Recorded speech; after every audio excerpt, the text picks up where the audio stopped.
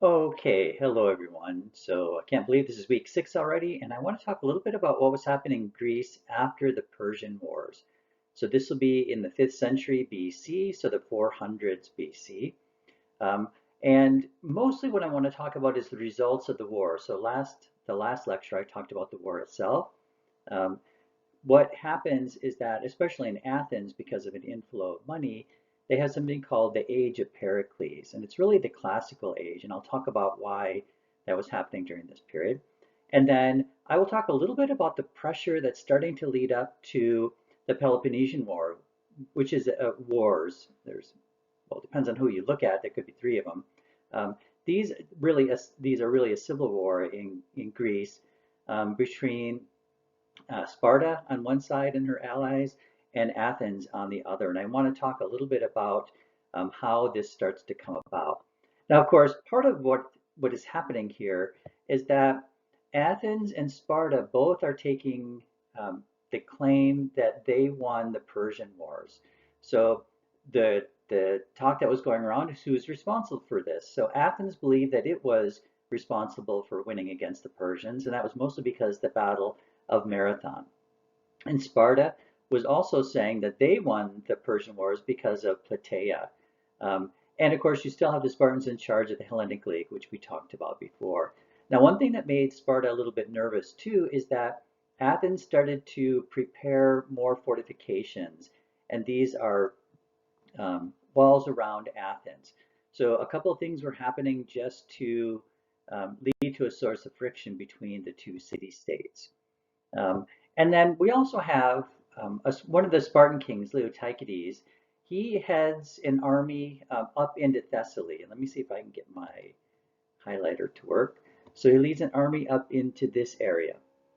Um, and this makes Athens very nervous that there's a large Spartan army up there at this time. Now, Leotychides has a bit of an issue here because he's charged with a bribe for going into this war. But anyway, we won't talk about that. But this was another issue that was making Athens nervous, having the Spartan army um, go through just north of its territory and then start a war up in Thessaly. Now, we also have another issue that's happening, again, because of a Spartan general, one named Pausanias. And this is happening in 478 BC. Now, what he ended up doing is he was responsible. So remember, we have the Hellenic League, and the Hellenic League is still under the control, at least both the army and the navy under the control of the Spartans. And Pausanias took the navy and then drove the Persians out of the Aegean Sea. Now, later he went up to Byzantium, and you have to look at a map, and I should have put a map on here. Um, this is a very important city that controls the channel that leads up into the Black Sea, which of course there's a lot of natural resources up there. He ended up going to Byzantium. Now, even though he's a Spartan general, he set up a tyranny there. So he essentially made himself ruler. People were complaining and he was recalled to Sparta. He went back and then he went back to Byzantium. And he was even expelled from up there by Aristides. Now, what this ended up doing is causing Athens to sort of be in control of that area, that very rich area in natural resources that the Spartans had controlled before. Now, he was recalled to Sparta again. What's really interesting is that Pausanias decided to seek refuge in the Temple of Athena. So, of course, I'm blanking on the name of the word, where you take refuge into like a modern day church. He went into the Temple of Athena where he was protected by the goddess, but there was nothing written down saying that they could not keep somebody in the temple. So what the Spartans ended up doing is walling him up in the Temple of Athena, and he died of starvation within the temple.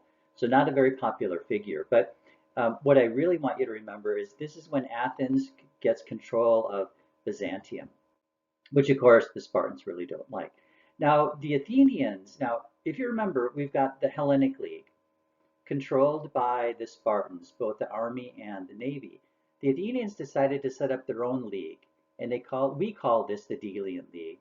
It was organized by Aristides in either 478 or 477 BC, and it's called the Delian League because the treasury and the center of it was on the Greek island Delos.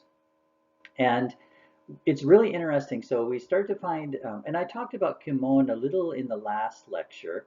You've got the Archon controlling the military of the Delian League. And this is interesting in the way that it was set up. So in reality, Athens is in charge of this entire league. So they all had one vote, but really Athens was in charge. And the deal was is when you joined this Delian League, you had to pay dues, and you either paid with cash or you paid with ships. Um, a few of the city-states that joined the Delian League paid with ships. Most of them didn't have ship-making capabilities, so they paid with money. And Cimon was anti-Persian, like a lot of Athenians were, and he was pro-Spartan. Um, a lot of Athenians were not pro-Spartan at this time, but Cimon wanted to settle some of these issues that were happening between Sparta and Athens, which I just told you about. Um, Now, this time period is also called the time of the Athenian Empire. And what you've got here is yellow. Yellow is where Athens controlled, and you can see Byzantium is up here. I'm hoping you can see my highlighter. So they essentially controlled the entire Aegean, and of course they controlled their territory. And then you've got some control on the western side. So that was the fullest extent of their empire. Now remember, all of these city-states are paying money into the Delian League to be a member of the Delian League, or they're paying ships. So this meant a massive amount of money going into the island of Delos, really being controlled by the Athenians. Now you have also Sparta out there. Now in 466, there was a really large earthquake, and what happened is there were so many Spartans that were killed. The Helots, remember, are the slaves of the Spartans. They revolted because they didn't think the Spartans could control them. And sure enough, the Spartans could not. And what they ended up asking Athens and a number of the city-states in the Hellenic League for help, which is kind of unusual for Sparta. Now in Athens, you have Cimon, as I mentioned, was pro-Spartan. He wanted to send troops to help Sparta. And you've got the anti-Spartan group led by Ephialtes and another a man named Pericles. Now, if you remember that very first slide, I talked about the age of Pericles. So he's going to be coming into the picture in just a bit. So you've got Cimon wanting to help the Spartans, and you got Ephialtes and Pericles not wanting to help the Spartans, to let them deal with the Helots on their own. Now, what happened is in this story, which I don't think I have on this slide, is that Cimon won the day. So the Athenians sent troops into Sparta, but a lot of the Spartans, when the Athenians got there, didn't like how they were treating the Spartans. And so out of all the city-states that were called to help Sparta, Athens was kicked out. They were asked to go home. And it made a lot of people unhappy in Athens, and Cimon was ostracized because of it, and this led to the rise of Pericles. And Pericles was the ruler of the Archon of Athens from 461 to 429 BC, so quite a while to be in control of Athens. Now, he comes from a very famous family. His father was a naval commander, and his mother was a niece of Cleisthenes. Remember, we talked about Cleisthenes a few weeks ago. All of his exploits, he's sometimes called Olympian Zeus. Now, there are a number of things that he helped to move democracy into the forefront of Athens, and one is that he allowed all classes of people to become rulers. So in the past, the archons or the rulers of Athens were really taken from the wealthy people.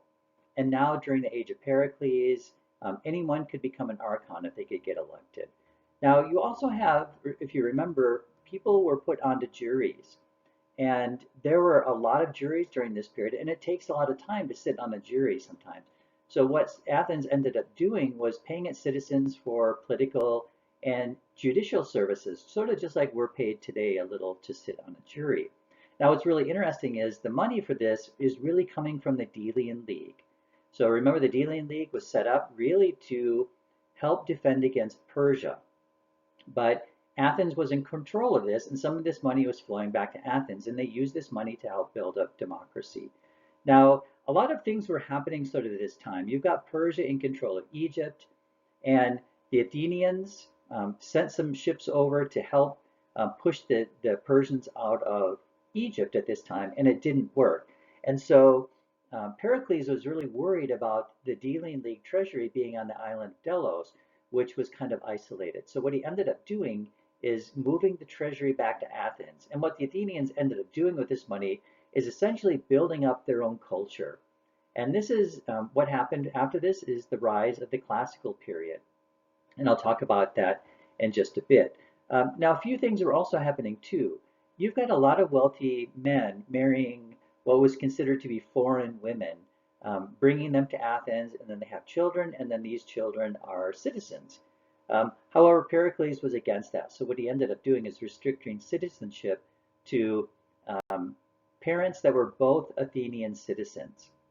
And so again, what he's doing is he's helping the poorer people, and it's really hurting the rich or the wealthy people. Another thing Pericles ended up doing is building these things called the long walls. So these are protective walls. So you've got Athens here. These are protective walls that are built from Athens down to the Piraeus, which was the port of Athens. And the port was extremely important because Athens didn't have a lot of fertile territory, so they were relying on trade. And so this was a safe place for ships to pull up into, say, grain or lumber or whatever it was, and then they could carry the grain and lumber inside of these long walls to Athens in hopes that it would protect it. So this is something else that made the Spartans very nervous. Like, why were the Athenians doing this if the Delian League was set up to fight the Persians? Now I do want to talk about, so I just mentioned that the Delian League treasury was moved to Athens. Now, Athens starts using this money to build up their own culture. And you've got, I want to talk a little bit about Greek art, Greek sculpture, philosophy, and theater. In terms of Greek art, you've got something called an early classical phase, sometimes called the severe style, where, and I'll show you a few examples of this, where people who are being carved or into friezes or statues had a very stylized version of their face showing no emotion. And I'll show you a few of those. And then you've got the high classical phase where you start to see movement in sculpture, or at least people look like they're moving. Now what's really interesting is this is also a time where a lot of the temples are being built. So up on the Acropolis, this is where the Parthenon is going to be built, and a lot of the buildings that are up there, these are all built in stone, but we don't have a lot of information on personal houses in Athens. That's partly because they were built out of mud brick. So you've got the government religious buildings being built with stone. People are still living in mud brick houses. And then here is the very famous Parthenon. So I talked about this particular building when we looked at the festivals, where a giant statue of Athena sat in here. So this is the Parthenon, and you can see the dates. It was built between 447 and 432. Massive building, 228 feet by 101 feet and 65 feet tall. So again, a lot of the money that's being funneled from the Delian League treasury that was supposed to be put into protecting the Aegean from the Persians is being funneled into Athens itself. And then here are some friezes showing, here's one showing a centaur fighting a human. If you look at their faces, there's no emotion whatsoever. So the man who's being choked looks just like every other straight-faced sculpture in the severe style. Here's another one where he's now on his knees with the centaur on top. You also have these amazing sculptures being created during this time. Now, these are some sculptures that would have sat at the top of the Parthenon and other buildings under the roof eave. And so you can't quite see it from this, but there's sort of an angle to this. And I hope you can see my highlighter, where this one is shorter, this one would have been a little taller, and then this one on your right is even taller, and they fit under the eave of a roof. So these were carved specifically to sit there as decoration. And then here's where a lot of those friezes, the Parthenon frieze, would be sitting. And I just want to show a few of the buildings that were being built up here. So this is one that was in the far corner. And you have these beautiful statues called the Cariotics. Now, the ones that are standing there today are copies. The original is in one of the museums in Athens. but very beautiful sculptures. You also have theaters being built. This is the Theater Dionysus, and I talked about this one when we looked at the festivals. You've got sculpture, which I showed you a little bit about. Here's probably one of the more famous ones. It's called the Critias Boy, um, designed or made in about 480 BC. And it's severe style because you can look at the face. There's like no emotion to the face whatsoever. Here's another one of the severe style where a woman is being attacked by a centaur. And if you look at her face, she's showing no emotion whatsoever, even though she's being attacked by this mythical creature. You also have the idea of plays and playwrights really being developed during this time. I don't want to talk about all of this stuff that's on the slide, but you've got a very famous playwright called Aeschylus, and I've given you his dates here. So remember when we talked about festivals, I talked about the plays that happen at the end of these festivals, and people go in and watch the plays, and then they vote for who should get the best prize for the best plays. Well, Aeschylus is one of them, won the first prize in 484. Now, he's very famous for writing a trilogy about some characters that you could read about if we were reading the Iliad. So you've got one called Agamemnon, which is the killing of the leader of the Greeks in the story of the Iliad by his wife Clytemnestra, and it's because of his daughter Iphigenia. So one of the stories about Iphigenia is that Agamemnon wanted to send troops over to Troy. Now this is going back to the story of the Trojan War, and the wind was not moving at all. And he was told that if he sacrificed his daughter, meaning kill her, then the winds would pick up. And that's exactly what happened. So Clytemnestra killed Agamemnon partly because of that. And then you've got Clytemnestra being killed by Orestes, and then something called the Furies, which is really the avenge of patricide, which is killing your father, and matricide is killing your mother. You've got Sophocles, again, won the first prize at the city Dionysia, which we talked about. He wrote Oedipus Rex, which is a very famous play that it's still played around today. And then you've got Euripides, another famous playwright. And again, think about the money that's flowing into Athens at this time. There are people who can have time to sit and write these plays and then produce them and show them on a stage. He wrote The Trojan Women, which is a very sad story about what happened to the women who were captured after the war. And then Medea is another tragic play about a woman who kills her children out of revenge. You also have Greek comedy. So we talked about the city Dionysius. You've got Aristophanes, who wrote a number of plays, but one in particular was Lysistrata, where we haven't talked about the Peloponnesian War yet, but women were tired of the Peloponnesian War and all the fighting, and they decided not to have sex with their husbands in order to get them to stop the war. You also have Greek historians starting to write the very first histories in the West. So we talked a little bit about Herodotus, and he wrote a work called the Histories. And then you have Thucydides. And again, we haven't talked about the Peloponnesian War, but I had you read a little bit of Thucydides at the very beginning of class. And that was partly what Peloponnesian War. So Thucydides was a general in that war, so had a first-hand account of what was happening. We also have Greek philosophy happening. Some of the more famous things, if you take a philosophy class, you will probably start with the Greek philosophers. I won't go through all of this, but in fact, some of you have probably already had philosophy. Okay, and Socrates was one of the more famous philosophers to come out of Athens. We have a number of sources for what Socrates ended up saying, and they were all coming from his students Plato, Xenophon, Aristotle. It was believed that he was the wisest of all men, at least according to a Delphic oracle, and he spent quite a bit of time going around to people, asking them questions to prove that the Delphic oracle was correct. And sometimes he's called a gadfly because he kept bothering people with all of these questions. He believed that everyone was born with knowledge of everything, essentially, and the way to get that knowledge out of your immortal soul was to ask these questions. So if you were asked the correct questions, that you would already have the answer in your mind. He believed that happiness was living a life of virtue. We'll talk a little bit more about Socrates, especially about his trial. in 399, which was done after the Peloponnesian War and some of the things that were happening in Athens during this particular time. So what I want you to remember from this lecture is that um, there were tensions between Athens and Sparta, and these tensions caused Athens to really create its own league, the Delian League, with the treasury on the island of Delos. And because some of the things that were happening in Egypt at the time of the Persians, Pericles decided to bring the Athenian treasure to Athens. And then what the Athenians ended up doing, for good or bad, decided to use the money from the Delian treasure, at least some of it, to build up their own culture. And that's resulted in the classical period. So in the next lecture, I will talk about the Peloponnesian War and what happened during that period.